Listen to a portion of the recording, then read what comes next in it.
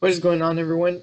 Today I'm going to be showing you guys some simple methods on how to do some really easy edits to your images so you guys can perfect them and make them look just the way you want them. Before we start on anything, we want to make sure that we don't damage the original file. So we're going to start off by duplicating this layer so that we can just have it as background copy. It doesn't matter. Just as long as we have a copy that we can work on that is not going to damage our original one. From there, I'm going to use my magnifying tool right here. I'm just going to kind of zoom in into Lucky's face right here. And then from here, there is going to be 1, 2, 3, 4, 5, 6, 7, 8. The eighth tool, it is called the spot healing brush. You have a bunch of different healing brushes right here. The first one is by far the easiest one. I can show you what each one of them does. I guess I could. The first one is pretty straightforward. You just select it and you tap over the areas that you want to remove. And you just start tapping away. And that's pretty much it. That kind of starts to clear up the areas, right? The second one right here is a little bit confusing, so I probably wouldn't use this one, but you select a sample area. So for example, I can hold Alt on my keyboard and it turns into this little cross circle, and that allows me to select a sample. So I can sample one of these areas of the skin that is now fixed, and then I can go over here and just kind of color in the areas that I want to remove. And it's using this as the sample and coloring it in over here. Remember, you have to hold Alt to choose your sample, and then you kind of color. And you can see the cross where it's selecting the sample from, and it's just kind of adjusting to it. Then this third one, the patch tool, you kind of make selections over the areas that you want to remove.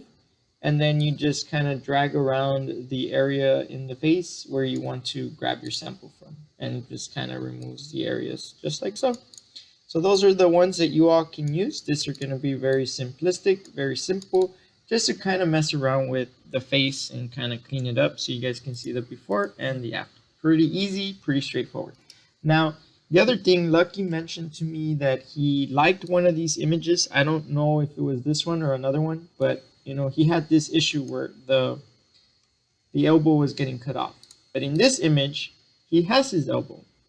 So remember that we do have to make the magazine file new in a print letter size right here. Call this magazine cover. And this is going to be the actual spot where we get to work with the image. So from here, I'm going to go to my selection tool, which is this one right here, I believe. That's the frame tool. Where is my selection tool? Windows, workspace, reset it. Oh, right here, sorry. This one right here, and then do select subject. Boom. So it's going to select my subject. It's going to do the best job that it can at this point, right? Pretty good because we are on a blue background. And then I'm just going to click my layer mask tool because that allows me to remove it. Now, the reason why it looks like he's still in the background is because we actually have a copy of him down here at the bottom. If you press the eyeball, you can actually hide him. And then I can bring him over into my magazine cover. Now, I'm not going to resize him or do anything. I'm just going to leave him as so. And I'm going to come here and do the exact same thing. So select subject. He might have moved, but I'm hoping that he didn't move that much. And then do the same thing. Do that. And then come here and bring it in this direction. Sorry, this one right here. Boom. And so from here, all we want to do is just kind of copy the part of the elbow that we need. So I'm just going to select with my rectangle tool a little part from here, copy and paste, and then just kind of delete this area that I don't need. And then from here, now that I have this one, well, actually I didn't delete it. I just pressed the eyeball. The eyeball is to kind of hide it. Now that I have this one right here, I can now lower the opacity right here. This is going to make it a little bit transparent. And then this is going to allow me to come in here and then just do Control T. I'm going to zoom in and then just kind of start putting this, rotating it so that it kind of fits accordingly.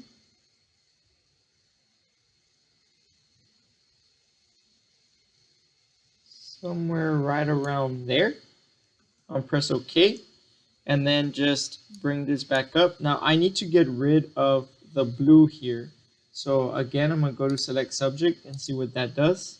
Hopefully it gives me a pretty good selection. Yep, that's pretty good. And I'm gonna press my layer mask. So now most of it is pretty much erased, but you do see some harsh lines here. So again, selecting your black and white layer mask that you just created, I'm gonna go to my brush. I'm gonna select a black brush because black will allow me to erase the stuff that I need to erase. So there we go. Now I'm gonna right click on my brush, make sure that my hardness is set to 0 and my size just like somewhere kind of big. And all I'm gonna do is, I'm not gonna actually go in there and erase it just like so. I'm gonna go in and just erase the edges. So because we have soft brushes, I'm just erasing the edges. Again, a black brush, and make sure that you have the black and white layer selected, which is your layer mask. And I'm just gonna go in here and erase these edges. Just like so. And so now, Lucky can keep the picture that he originally wanted, and he's gonna have a piece of elbow that was missing. That was grabbed from one of the old ones. So now, because we just did this, I can delete this old one, drag it down to the trash can. And then these two, if you hold control, you can select both of them. Right click and then just put merge the layers. That's gonna allow them to become one. Now that they're merged, I can control T and resize it. This is gonna be already my magazine cover size, so I can choose how and where I'm gonna want this. Something like that. Now, usually for the magazine cover, I like to choose colors that are being used for my background. So I will grab my eyedropper tool, which is this one right here, the eyedropper tool, and I will select colors from within. Sorry, there we go. So like I'll select some of these purples and then switch over and select some of these like other purples, kind of lighter purple, and then go into my gradient tool, use this, basics, and then just kind of do that. Oops, make sure you put it on the background layer. There we go. So now we have like a background going on. Now keep in mind we do need space for this image where we're gonna type. So we're gonna have to figure out what would be the best way of putting him so that you can still add the stuff that you need. Maybe something like that. And then this is just like really quick, but I'm going to I will give you guys the actual like logo, so don't worry about that. But for now, I'm just gonna use this one online and just kind of tweak it, so you guys can see. Magic eraser, boom, erase, erase, erase, erase, erase, and then I will make a quick selection with the magic wand. Select this, change this to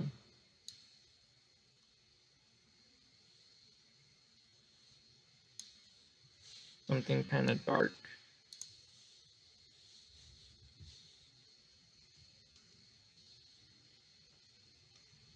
And then with my quick selection, select the black, maybe a white, G, and just do that. Oh, Control D. All right, so this is gonna be the GQ logo that's gonna be used for this particular design, or for this particular magazine cover. I'll bring it underneath him. And again, remember to add your guidelines so that you know where to stay within.